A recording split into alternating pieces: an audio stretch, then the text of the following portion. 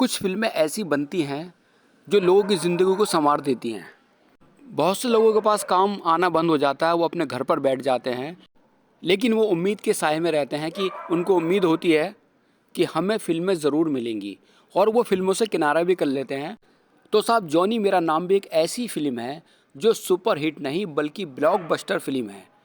और इस blockbuster film ने ना जाने कितने लोगों की ज़िंदगी को संवार दिया। यानी कि धूल में पड़े कलाकारों पर जो धूल पड़ी हुई थी, उस धूल को हटा के उन्हें आसमान की बुलंदियों पर लाकर बिठा दिया। यही वो फिल्म थी। तो विजय आनंद साहब के डायरेक्शन में बनी जॉनी मेरा नाम भी एक ब्लॉकबस्टर फिल्म साबित हुई थी। इस फिल्म ने ना जाने कितने लोगों के घरों को रोशन कर दिया और उनकी ज़िंदगी को चमका दिया। और ये सच्चाई है कि जॉनी मेरा नाम एक ऐसी सुपरहिट फिल्म थी जिस फिल्म में सब कुछ था। इसमें कलाकार भी बहुत खूबसूरत थे, फिल्म के गाने भी बहुत अच्छे थे, स्टोरी भी बहुत अच्छी थी। इस फिल्म के कलाकारों का चयन भी बड़ी मुश्किल से हुआ था। तो साहब, आज आपको इस फिल्म की जुड़ी हुई एक ऐसी बताएंगे जो आपकी नॉलेज में नहीं है। इस फिल्म में प्रेमनाथ साहब को लेने के लिए विजय आनंद साहब बड़े उत्साहित थे। उनके मन में एक चीज़ थी कि ये रोल जो विलन का है ये प्रेमनाथ साहब निभाएंगे। उनके मन में ये बात बच चुकी थी। बाकी कलाकारों का चयन तो वो कर चुके थे। देवानंद साहब तो उनके भाई थे, हेमा मालिनी, सबका उन्होंने चयन कर लिया। और प्राण साहब की भी एक कहानी रही है। खैर, वो जैसे भी रहा, प्राण साहब को भी उन्होंने साइन कर लिया था। तो हम प्रेमनाथ साहब की बात कर रहे हैं। प्रेमनाथ साहब को उन्होंने उस वक्त साइन किया जब प्रेमनाथ साहब ने फिल्मों से दूरियां बना ली थी। हीरो की फिल्में उनकी काफ़ी आई थी, लेकिन उनके साथ कुछ ऐसे हादसे हुए कि उन्हें फिल्में मिलना बंद हो गई थी। तो प्रेमनाथ साहब ने ये कसम खा ली थी कि अब मैं फिल्में साइन नहीं करूँगा। लेकिन अब इधर विजय आनंद साहब प्रेमनाथ को ही लेने का विचार बना चुके थे। उनके जहन में था कि ये रोल है, इस रोल में सिर्फ प्रेमनाथ साहब ही जमेंगे। तो साहब, उनके एक ये भी जुनून वाली बात थी। तो वो प्रेमनाथ साहब को उन्होंने फ़ोन किया और प्रेमनाथ साहब ने उनसे एक ऐसे ही जवाब दिया कि देखिए, अगर आप मुझसे वैसे ही मिलना चाहते हैं, आप मेरे घर पर आराम से आ सकते हैं, लेकिन अगर आप मुझसे फ़िल्म के बारे में कोई बात करेंगे, चूँकि लोग कहते हैं कि मेरे पे एक्टिंग नहीं आती, इसीलिए मैंने फ़िल्मों में काम करना बंद कर दिया। अब ये सुनकर विजय आनंद साहब को बहुत बड़ा झटका लगा कि यार, ये प्रेमनाथ साहब ने ऐसी बात क्या कह दी कि लोग उनकी एक्टिंग की तारीफ़ नहीं करते। तो यानी कि उनको कोई ऐसी बात उनके मन में चुभ गई थी कि प्रेमनाथ साहब ने फिल्मों में काम करने से मना कर दिया था कई प्रोड्यूसरों को। अब विजय आनंद साहब ने ठान रखी थी कि ये एक बात मैं इस रोल के लिए प्रेमनाथ जी को ही लूँगा। खैर साहब, विजय आनंद साहब प्रेमनाथ साहब के यहाँ पहुँचे और उनसे मुलाकात की, बात की। करने के बाद वो बोले, देखिए, मैंने आपको कहा कि आप मिलें, अच्छी बात है। बोलिए प्रेमनाथ जी, पहले आप मेरी एक बात सुन लीजिएगा। आप एक बात सुनिएगा कि मेरी ये स्क्रिप्ट जो मैंने लिखी है कुछ चुनिंदा कलाकारों को लेकर लिखी है और आप इस फिल्म में मेन रोल यानी विलन का करेंगे। बोले, भाई मैं नहीं करूँगा। खैर, बहुत बातें बताई, स्क्रिप्ट सुनाई इनको, पहले आप मेरी स्क्रिप्ट तो सुन लीजिएगा। तो विजय आनंद साहब ने प्रेमनाथ जी को स्क्रिप्ट सुनाई, उन्हें स्क्रिप्ट बहुत पसंद आई। फिर ये बोले कि नहीं, मैं फिल्म में काम नहीं करूँगा। तो विजय आनंद साहब बोले, भाई ऐसी आखिर क्या बात हो गई, क्या आपने फिल्मों से बिल्कुल किनारा कर लिया? खैर साहब, बड़ी अजीब बात लगी उनको और बड़ी मुश्किल से उन्होंने प्रेमनाथ जी को मना लिया। प्रेमनाथ जी फिल्मों में काम करने के लिए राजी हो गए थे। प्रेमनाथ जी को साइन करने के बाद फिर रोल आता है प्राण साहब का। प्राण साहब भी उस दिनों बहुत बिजी चल रहे थे और उन्होंने सोचा कि ये देवानंद साहब के जो भाई का रोल है, ये रोल मैं प्राण साहब से ही कराऊंगा।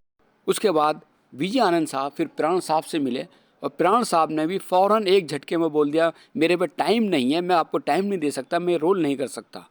तो विजय आनंद साहब चुपचाप उठ के वहाँ से आ गए। उसके बाद जब विजय आनंद साहब वहाँ से चल दिए तो प्राण साहब ने देखा कि यार, ये क्या हुआ, इस आदमी ने मेरे से कुछ जिद नहीं की, कोई ऐसी बात नहीं की। जैसे मैंने कहा कि मुझे फिल्मों में काम नहीं करना, तो इसका मतलब है ये कोई जैनमन बंदा है, क्योंकि है तो देवानंद साहब के भाई। तो प्राण साहब ने फिर उनको फ़ोन किया कि विजय आनंद, मैं प्राण बोल रहा हूँ और मैं तुम्हारी फिल्म करूँगा।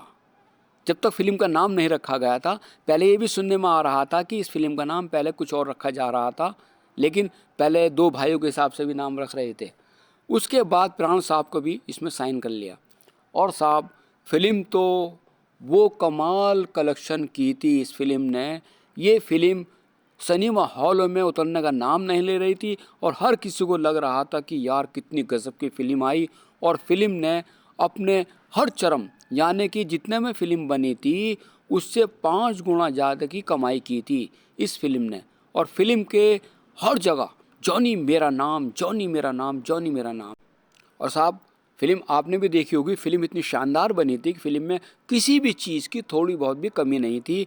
फिल्म की कहानी में कमी नहीं थी, फिल्म के कलाकारों में कमी नहीं थी, और फिल्म का म्यूज़िक, अरे साहब कानों में जैसे रस घोल देता है। और फिल्म के सारे कलाकार एक एक चुनिंदा कलाकार इसमें थे। और साहब आपने देखा होगा आई.एस. जौहर जी को, आई.एस. जौहर साहब ने इस फिल्म में 3 रोल निभाए थे। बहुत मायने रखते थे उस टाइम में। आई.एस. जौहर साहब ने 3 रोल निभाए थे। और ये भी सुनने में आ रहा था कि एक वक्त ऐसा आया था शूटिंग के टाइम में कि ये रोल करने को तैयार नहीं थे। लोग कह रहे अभी 3 को कैसे झेल पाएंगे। लेकिन साहब इनके तीनों रोलों को भी दर्शकों ने बड़ा सराहा, बहुत सराहा, बहुत सराहा। और बहुत ज़बरदस्त रोल किए थे। तीनों रोलों में आई.एस. जौहर साहब को हर जगह तारीफ़ मिल रही थी, हर जगह तारीफ़ मिल रही थी। और साहब जॉनी मेरा नाम फिल्म से जुड़ा एक किस्सा और सुनाते हैं आपको हम, कि इसमें ट्रॉली में, जो पहाड़ों के बीच में ट्रॉली होती है, उसमें एक शॉट चल रहा था जिसमें देवानंद साहब और हेमा मालिनी जी उनकी गोद में बैठी हुई थी। और उसी दौरान वो ट्रॉली ख़राब हो गई। जी हाँ, ट्रॉली ख़राब हो गई शूटिंग के वक्त। और दोनों पहाड़ों के बीच में, यानी कि दोनों देवानंद साहब और हेमा मालिनी जी फंस गए। और फंसने के बाद अब वो डर भी लग रहा कि नीचे देखें तो भाई नीचे तो बहुत लंबी लंबी गहराई थी। और वो उसमें थी कि देवानंद साहब की गोद में बैठी हुई थी हेमा मालिनी जी, लेकिन वो परेशान थी। इस बारे में कम से कम 1 से 1.5 घंटा लग गया। और हेमा मालिनी जी घबराने भी लगी थी, जो सुनने में आया था।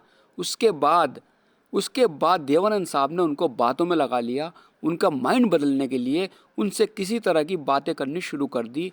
और ये भी सुनने में आया था कि देवानंद साहब ने उनकी फैमिली से लेकर बातों की शुरुआत की थी। और बातों में ऐसा उनको घुमा दिया कि उनका माइंड उस तरफ से हट गया जो वो नीचे देख कर डर रही थी।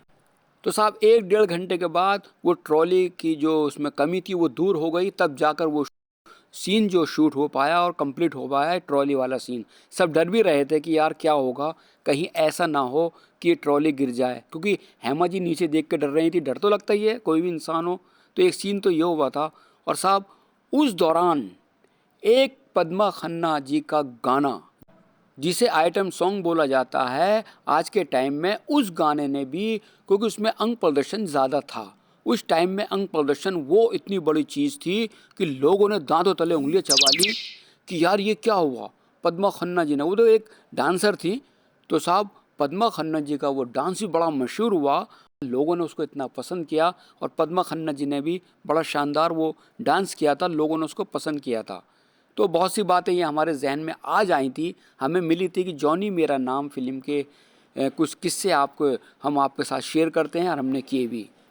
जॉनी मेरा नाम के प्रोड्यूसर थे गुलशन राय जी, और साहब डायरेक्टर विजय आनंद साहब।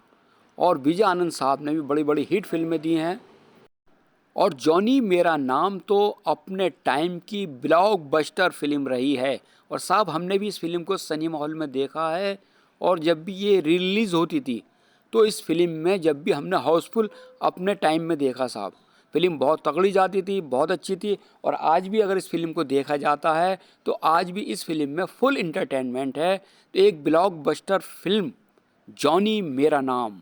तो आज आपको हमने जॉनी मेरा नाम के बारे में कुछ बातें बताई।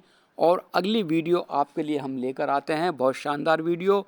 इसी तरीके की कोई फिल्म हमारे दर्शकों तक वो न्यूज़ हम पहुँचाएंगे। तो दोस्तों आज का हमारा ये प्रोग्राम आपको कैसा लगा हमें ज़रूर बताइएगा, क्योंकि हम आपके लिए इतनी मेहनत करते हैं, ढूंढ ढूंढ कर न्यूज़ लाते हैं, पुरानी यादें लेकर आते हैं, पुराने कलाकारों की यादें आपके सामने पेश करते हैं। और हमें खुशी होती है जब आप लोग हमारी वीडियो को देखते हैं, सराहते हैं। और हमें बड़ी खुशी होती है, आप कमेंट्स करके हमें बताते हैं कि आपकी वीडियो बहुत शानदार लगी और इन बातों को हमारी नॉलेज में नहीं था। क्योंकि दर्शक अपने मनपसंद कलाकारों के बारे में जानना चाहते हैं कि उनके टाइम की शूटिंग किस तरह हुई थी, किस तरह था। क्योंकि आज सोशल मीडिया का माध्यम से लोगों को इसकी जानकारी हो जाती है। तो तो दोस्तों बने रहिएगा हमारी वीडियो के साथ और नेक्स्ट वीडियो तक थोड़ा इंतज़ार कीजिएगा, जो हम मेहनत करके फिर आपके लिए उसके थाली में परोस कर लाते हैं। आप उसका स्वाद का मज़ा लीजिएगा और तब तक के लिए हमें दीजिएगा इजाज़त।